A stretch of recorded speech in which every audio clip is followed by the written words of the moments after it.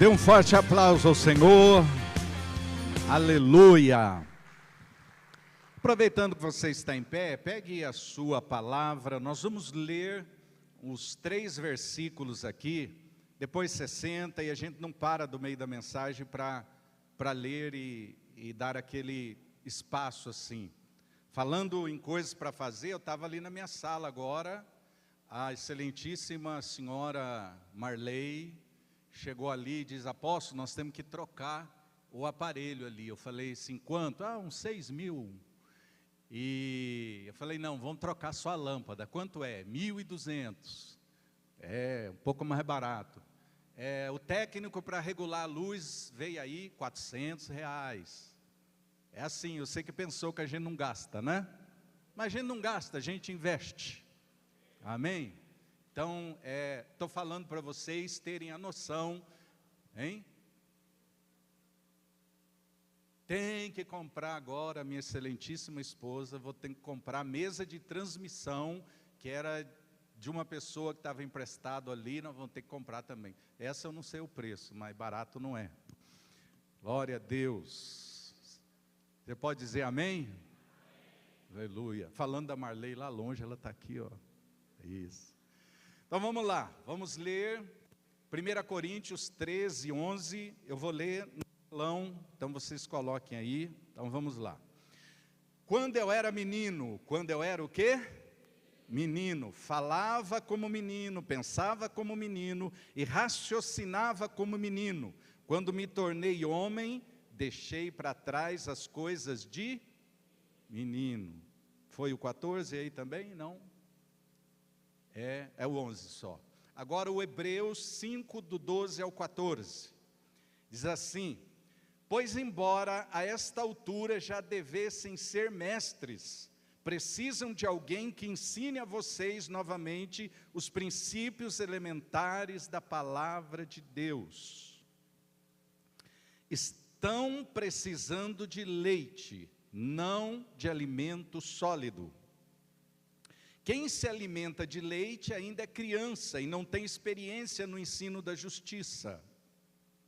No entanto, o alimento sólido é para os adultos, os quais, pelo exercício constante, se tornam aptos para discernir tanto o bem quanto o mal. Discernir o que, irmãos? O bem e o mal. Por último, Efésios 1, 17 e 18, diz assim: peço que o Deus do nosso Senhor Jesus Cristo, o glorioso Pai, dê a vocês espírito de sabedoria. Espírito do quê? Sabedoria. E de revelação por meio do pleno conhecimento dEle. Oro também para que os olhos do coração de vocês sejam iluminados, a fim de que conheçam a esperança para a qual Ele os chamou, que são as riquezas da gloriosa herança dele, concedida aos santos. Pai querido e maravilhoso, fale conosco nesta noite, dá-me graça, Senhor, para ensinar, dá graça ao teu povo para aprender, Senhor, e dá a todos nós graça de aplicarmos essa palavra no nosso dia a dia, Senhor, e obtermos os resultados da aplicação dessa palavra em nome de Jesus, e todos digam amém. Pode sentar, queridos.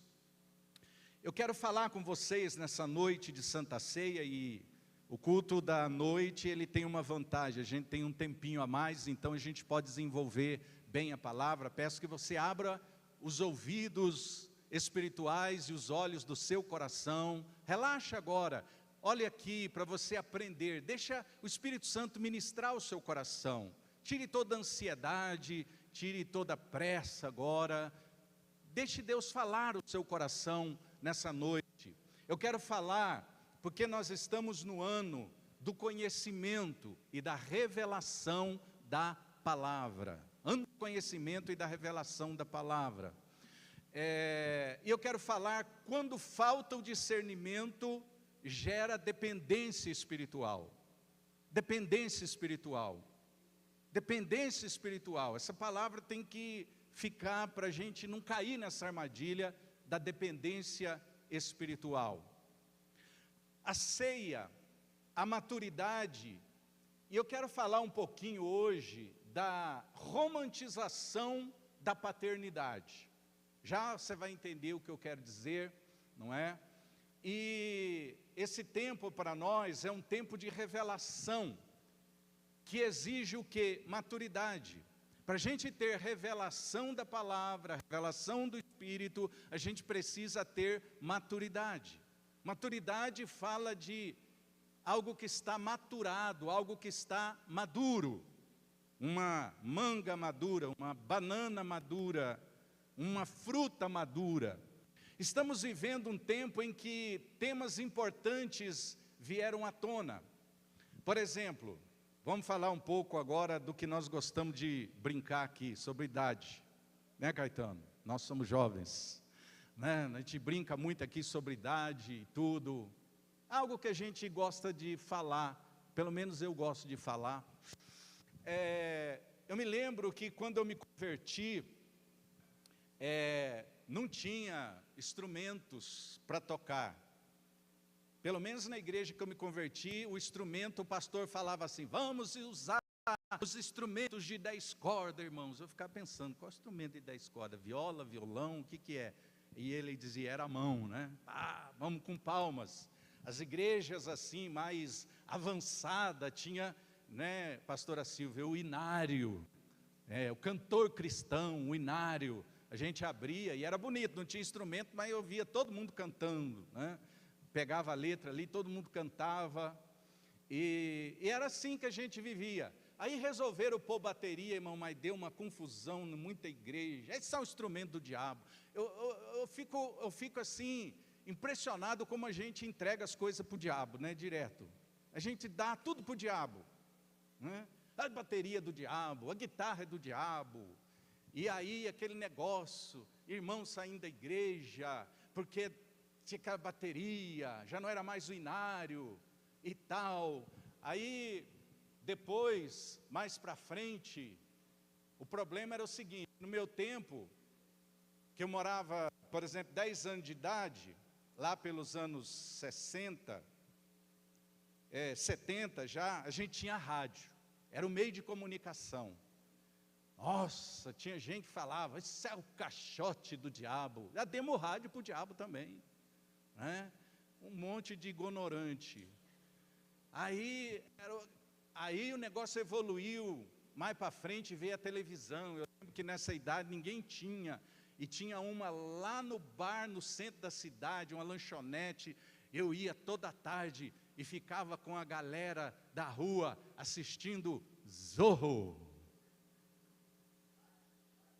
Batman, Sargento Garcia, né? Aí, no meio da crentalhada, isso é do diabo. Já dei uma televisão para o diabo também.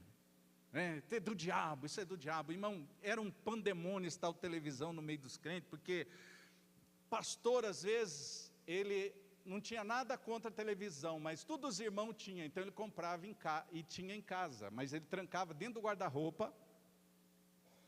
Se chegasse alguém, mulher, tranca lá o guarda-roupa, tranca a televisão, quanto atraso, não é?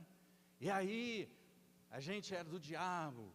Aí, vem, logo em seguida, vamos abreviar a coisa, vem a internet. A internet é do diabo também. Que negócio estranho esse, ninguém sai mais do YouTube. Aí agora chega a inteligência artificial. Já tem um monte de gente com a cara feia para a inteligência artificial, porque eu não vi ninguém falar que é do diabo ainda, mas alguém deve ter falado, né? Então, o que eu quero dizer com isso, irmãos? Que rádio não é do diabo, televisão não é do diabo, internet não é do diabo. O que nós precisamos entender é que nós estamos polarizando tudo, né? Ou é preto ou é branco, ou é atlético ou é coxa, né? A gente está polarizando tudo, é Deus ou o diabo. E não é assim, isso é coisa de gente imatura.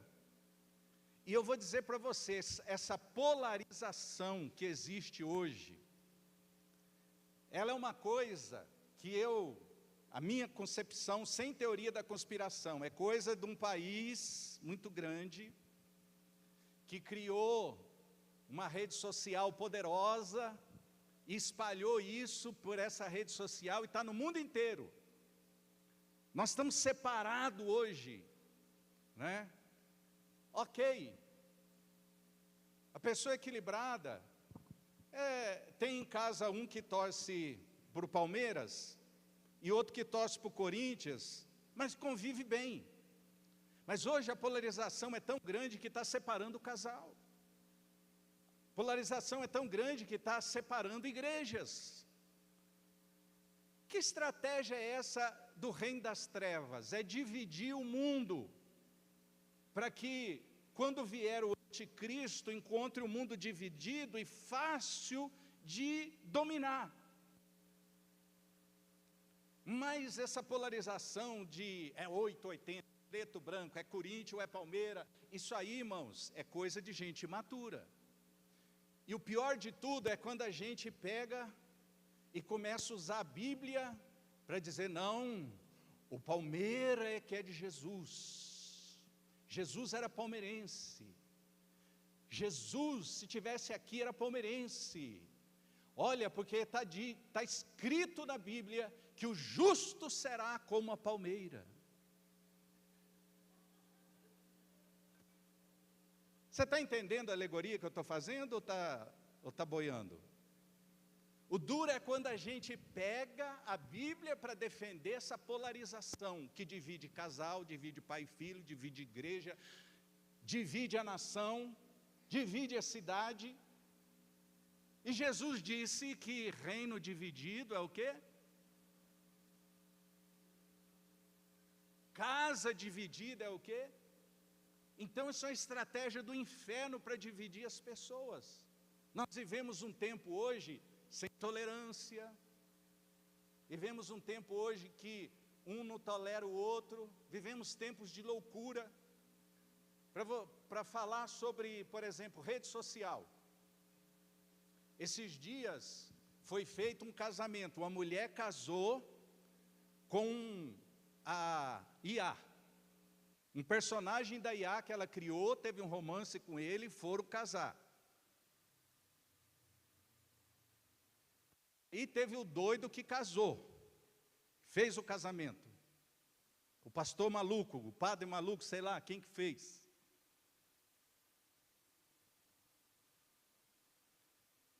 Então, a gente tem que entender, irmãos, que Paulo está dizendo aqui, quando eu era criança, eu agia como criança. Então, quando eu vejo gente na igreja com 15 anos, 10 anos, 7 anos de igreja, de fé, 20 anos, procurando, doida atrás de reuniãozinha, de revelação nos becos por aí, é porque não cresceu. É porque não entendeu ainda que a maior revelação é a palavra de Deus. Quando eu vejo gente aí correndo atrás de umas coisinhas que a gente corre quando está começando, está sofrendo, está doendo, a gente não aguenta mais, então a gente vai, onde diz que está bom, a gente vai, e não tem nada errado nisso. Mas quando a gente já tem uma caminhada, um andar com Deus, vivendo essas realidades de criança na fé, é porque a gente não cresceu. Ao viver um tempo de idolatrar pessoas, se alguém famoso, todos os celulares ligados, selfie, autógrafo. Meu irmão, isso é sinal de uma sociedade doente, porque só um tem valor e milhões não tem. Cada um aqui devia poder dar o seu autógrafo para os outros. Que você é protagonista da sua história, você tem uma história de vida. Que se alguém conhecesse a tua luta e o que você passou para chegar aqui, falava, me dá um autógrafo aí. Eu te admiro muito, assina para mim aqui um versículo. Mas nós somos uma sociedade tão doente que tem que ir tietar pessoas que quando você olha. Esses dias estava falando com a Vívia, uma pessoa altamente idolatrada no Brasil inteiro, respondendo a um dos milhões que fizeram uma crítica, porque ela fez uma harmonização facial, e ela está lá, minha filha, uma pessoa, pastor importante, muito importante, respondendo um Zé Mané que criticou ela por fazer aquilo. Olha, eu faço porque eu posso e tal. Eu falei, aonde nós estamos, meu Deus? A imaturidade está em quem a gente idolatra. Essa questão de mito tem que cair por terra, porque mito é um perigo. Porque quando a gente mitifica alguém, e eu não estou falando de política aqui, quando a gente mitifica alguém, se aquela pessoa não for exatamente como a gente imaginou que ela fosse na nossa mente, a gente mata ela. O que fizeram com o John Lennon? Quem matou John Lennon? Seu maior fã, mas que de repente que o John Lennon pensava diferente do que ele achou que o John Lennon da mente dele pensava, e chegou e pá, matou. Por isso, a gente tem que adorar somente a Deus. Você está entendendo? Diga amém. A gente sai atrás de gente. A gente perdeu a questão de valores. Sabe de quem a gente devia pedir autógrafo, irmãos? Do nosso pai. Você já pediu autógrafo para o pai? Você já pediu um autógrafo para sua mãe?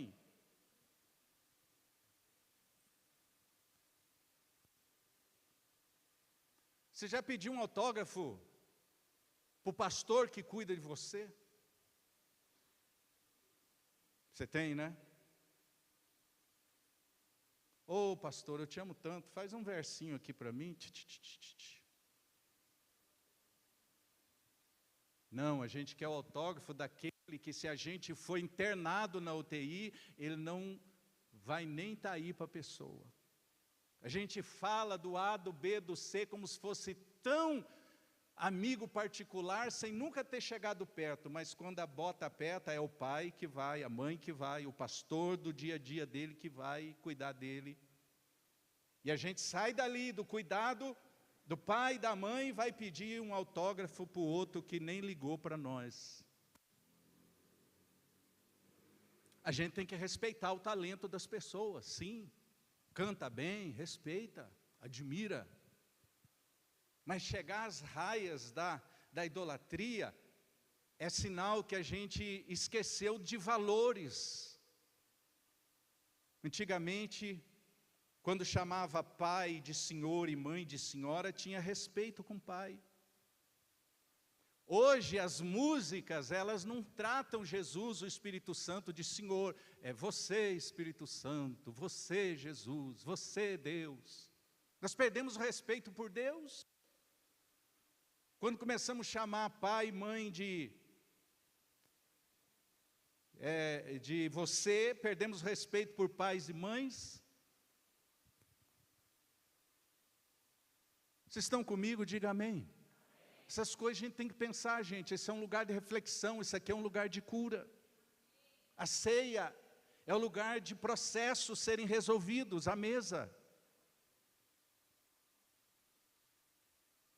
Então, nós estamos vivendo esse tempo em que temas importantes vieram à tona.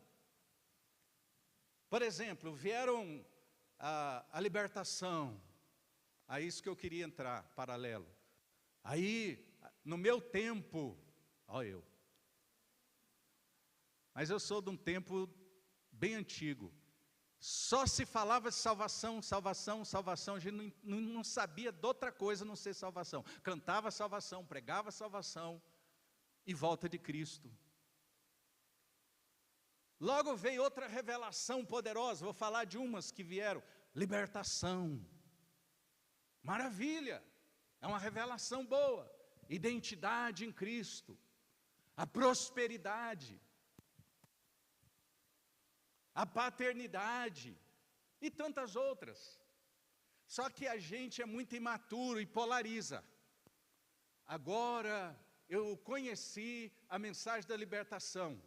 Tudo é culpa do meu avô, aquele velho que não devia ter feito o que fez, agora passou para mim esse negócio.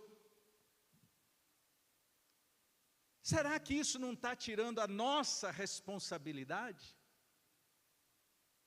Jogar para quem ficou para trás e nem pode se defender mais? Será que eu não estou tirando a minha responsabilidade da reta, jogando para trás? Tá, se meu avô, meu pai, eles fizeram muitos negócios errados, perderam tudo que tinha, acabaram na pobreza, eu preciso acabar na pobreza? Eu tenho poder de mudar isso ou não? Mas a libertação é importante. Mas de repente tudo só vira libertação. Aí a mensagem da prosperidade. Deus dá uma ferramenta, Deus dá uma teologia, porque meia dúzia de picareta pega e usa isso para seu proveito próprio. Isso é do diabo, isso é materialismo, isso é isso. Mas ninguém olha para aquele morro do Rio de Janeiro, que não chega ninguém, mas lá tem um pastor, e lá tem um povo tão sofrido, e aquele pastor pega a mensagem da prosperidade e diz: você pode realizar teu sonho, você pode prosperar, você pode estudar, você pode ter uma vida melhor, ter sua casa. E isso acontece aos milhares. Não, eu só tenho que olhar para os pastores que dão mau exemplo. Então isso não é de Deus, é do diabo. Irmão, quem é maduro sabe que tem os exageros, mas que aquilo ajuda muita gente também. Quem é maduro sabe que a libertação tem muitos exageros, mas que liberta muita gente também. É igual a paternidade. Tudo de repente vira culpa do meu pai. Meu pai que é culpado de tudo, porque eu não tive pai, o meu pai é ausente, o pai beberrão, o pai violento, o pai isso. Meu irmão, teu pai estando vivo ou já tendo partido, mas você pode mudar essa situação sua agora, sim ou não? Pode procurar uma cura dos seus traumas e feridas, sim ou não? Não, mas eu como não quero, muito trabalho, então eu prefiro continuar culpando meu pai, que é muito cômodo para mim, porque eu não estou afim de mexer na minha ferida, ir para o encontro com Deus, deixar vir o Espírito Santo com aquela lixa e lixar minha ferida. Eu vou urrar, vai doer, mas depois vou ser curado, mas eu não quero passar por aquilo. Então continua meu pai sendo culpado. Temos feridas, temos, mas as feridas não nos definem. Nós não reunimos a mesa aqui para lembrar das nossas feridas. Nós reunimos a mesa para lembrar da nossa aliança com Deus que cura nossas feridas. Não é para sair da igreja magoado, ferido, com quem não está nem aí mais.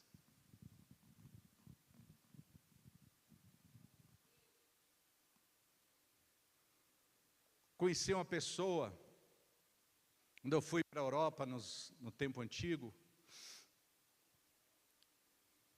aí um irmão foi me buscar no aeroporto com um carrão, mas pense num carrão daqueles de 1 milhão para cima, uma esposa maravilhosa, uma família maravilhosa, uma mansão em Portugal, tinha outra nos Estados Unidos, tinha outra na Itália, tinha outra na Suíça, uma empresa maravilhosa. Sabe, os primeiros dias assim, é tudo muito cerimonial, né?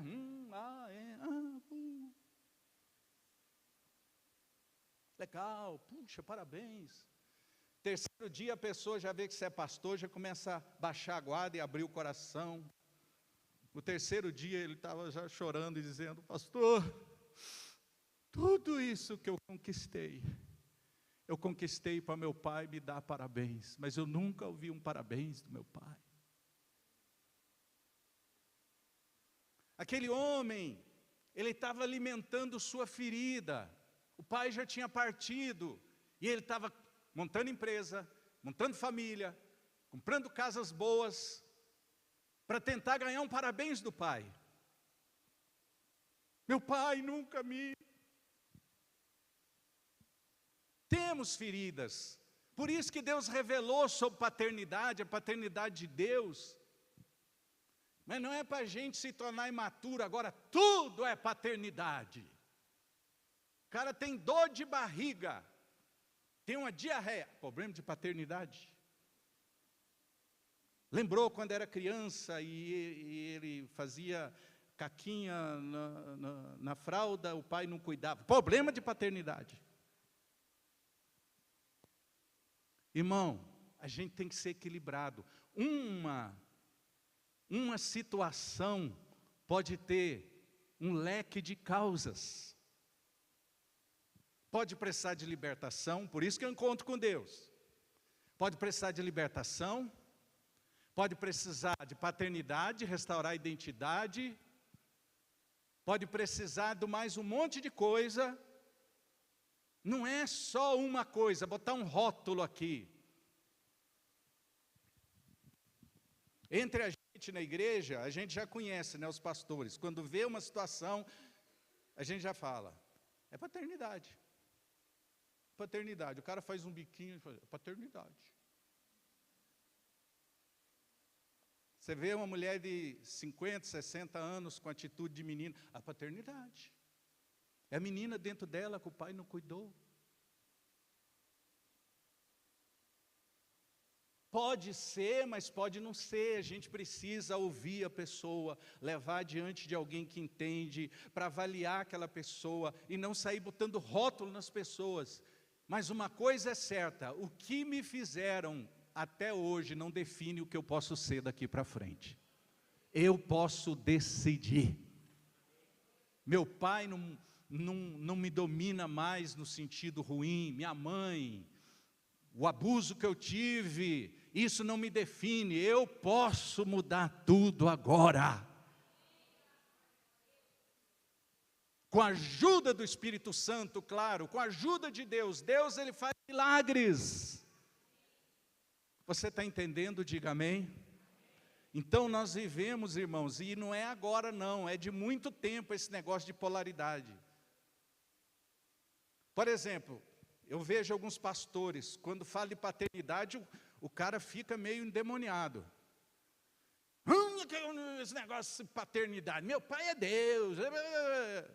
Dentro da gente, a gente já pensa, esse tem problema. Porque está negando demais. Quem nega demais tem problema. Tem outro que ele já se entrega 100% para isso. Há uns anos atrás, a gente pregou algumas coisas aqui, aí eu comecei a ver os baitomão que tinha aqui. Até esses dias encontrei na rede social com eles, baitomão, os caras de 2 metros, mulher grande, aí tinha um discipulador, oi paizinho, ó mãezinha, Eu falei, alguma coisa está errada. Aí já outro viu, achou bonito, ó mãezinha, ó paizinho. Eu falei, isso é coisa de criança, isso está cheirando infantilidade. Aí eu falei assim, pode parar todo mundo de chamar de paizinho e mãezinha aqui. Que não é uma creche. Aqui é lugar de gente grande. Porque tem coisa que é uma pista de infantilidade. Atitudes da gente que denotam o nosso lado infantil. Ok, quando é uma diversão, uma coisa saudável, tudo bem. Mas quando você vê que a coisa... Que pessoa infantilizada, ela se torna dependente espiritual de outras pessoas. Isso é uma doença. A nossa dependência tem que ser de Deus. do Espírito Santo. E entre nós temos que ser interdependentes. Você ouve pistas de dependência espiritual, emocional, na conversa de muita gente. Olha, pastor, se você sair daqui, eu também saio atrás. Porque eu sou dependente de você, eu vou ficar sem mamar. Você não tem que ser dependente espiritual meu, da apóstola, de ninguém. Se bem que tem líderes que gostam de incentivar isso para manter as pessoas cativas. Mas isso é doentio. Aqui a gente procura fazer um pastoreio saudável. Quando eu vejo pastores que já começam a querer, esse é meu discípulo, você não pode conversar com ninguém. Quem está conversando? Você pode conversar comigo. E outra coisa, compra um sapato igual eu agora para você usar. O negócio é o seguinte, pentei o cabelo igual eu. Nunca aconteceu isso aqui, mas estou dando um exemplo. E vocês sabem que eu gosto de exagerar, porque se não exagera, ninguém entende. Eu já chego junto, falei aí, já está querendo se adonar? Você é dono de gente agora? Você tem personalidade, você é uma pessoa, você é um ser único. Nós estamos aqui para te ajudar na tua jornada, não para você ficar dependente de nós. Então, se você vê esse tipo de atitude, de gente que quer, você é meu. Primeiro, quando você vira cristão, meu cai por terra. Agora é nós. Agora é? Quando você casa, acaba eu, irmão. Agora é? Nós. Agora é nós, mulher. Quando eu casei, todo mundo saiu da igreja.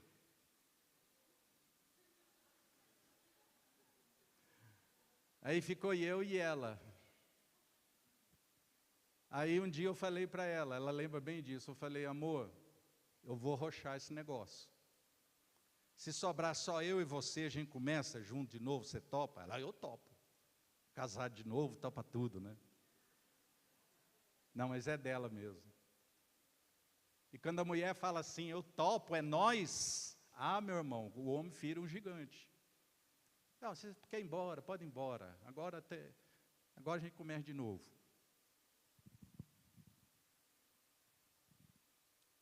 Você não é dependente de homem. Esses dias tive uma reunião de pastores aqui, isso já faz tempo. Falei, gente, aqui foi libertador para mim, irmão, foi libertação para mim. Glória. Eu falei, eu não tenho aqui a expectativa irreal de que vocês vão ficar comigo para sempre. A prática já me ensinou o contrário.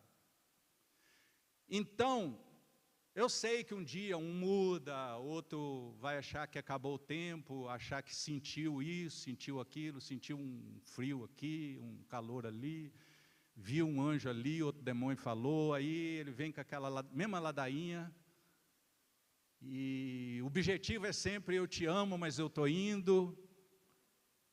Aí, eu disse para eles, eu não tenho essa ilusão que vocês vão ficar comigo para sempre, mas o tempo que vocês ficar, fica direito.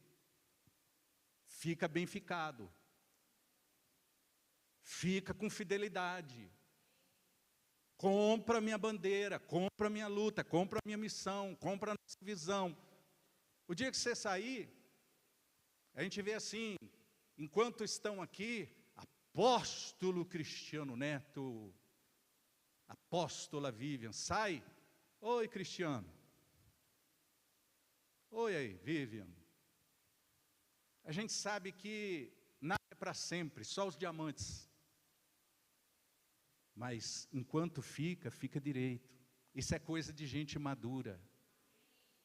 Eu não fico com a perna de fora, com o braço de fora, com a cabeça de fora. Eu não fico aqui seguindo lá. O maduro é o seguinte, a atitude mais bonita é essa. Deu para mim, Aí inventam a ladainha lá, que você sabe inventar, e fala, fui. É mais bonito isso, da pessoa fica aqui descontente, beiçudo, e com o pé lá, com a mão lá. Não. Irmão, isso não é coisa de criança. E se sai bem saído.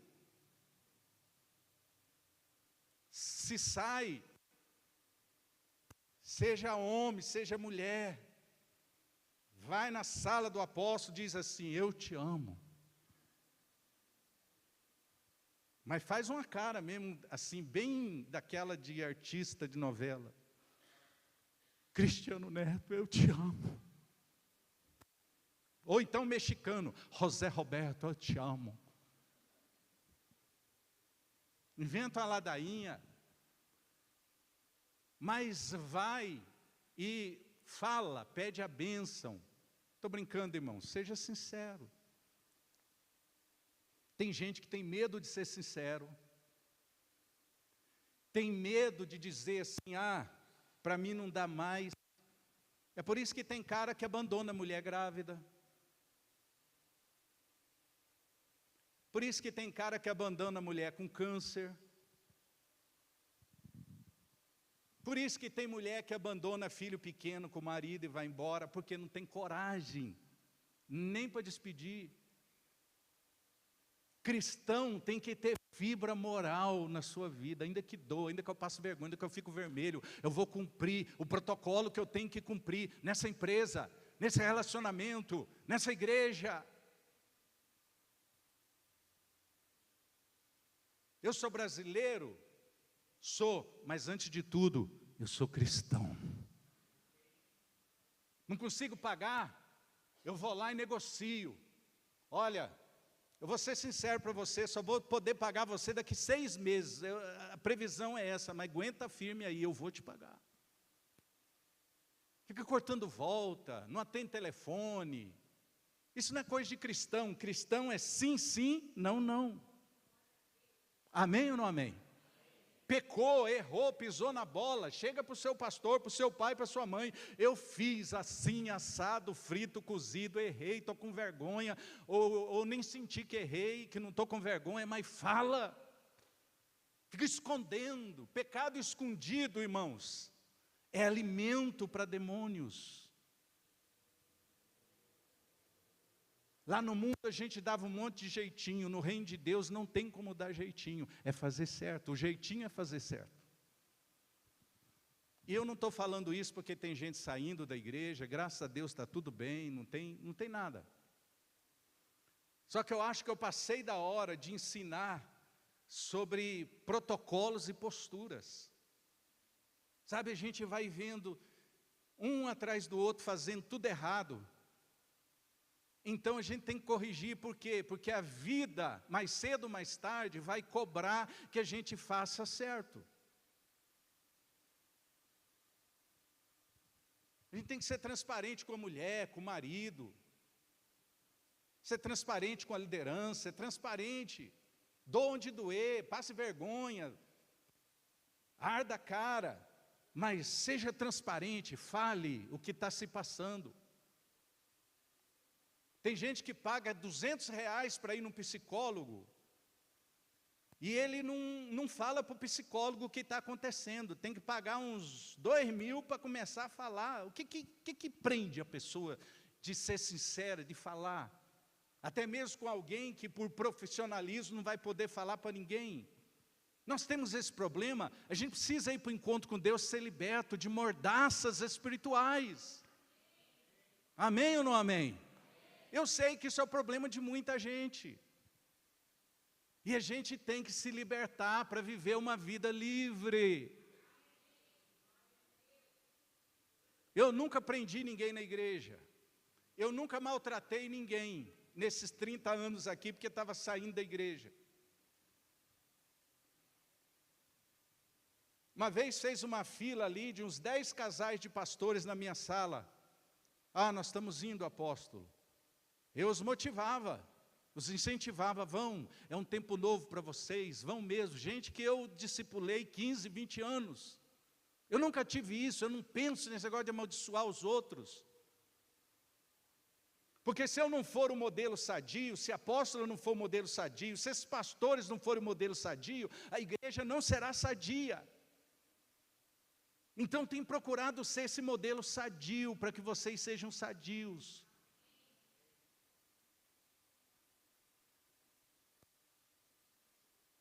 Fale a verdade. Seja equilibrado, não seja menino, porque você já é um adulto espiritual. Curve a sua cabeça. Desculpe o tom, eu não estou bravo, é que eu sou passional para pregar, para falar. Mas pense, o pessoal da ceia pode se preparar. O pessoal do louvor pode subir. Pense. Talvez, agora pouquinho atrás, você falou, eu não preciso ir para esse encontro com Deus, está tudo bem. Mas quem sabe é uma oportunidade que Deus preparou. Eu sei que eu vou ser tratado lá. Você será tratado lá. Não fique sabotando você. Não sabote sua vida espiritual. Se deixe ser tratado pelo Espírito Santo de Deus. Não se torne dependente de homens. Respeite homens, figuras. Relacione-se, dê bem, mas não dependa. Dependa de Jesus, do Espírito Santo.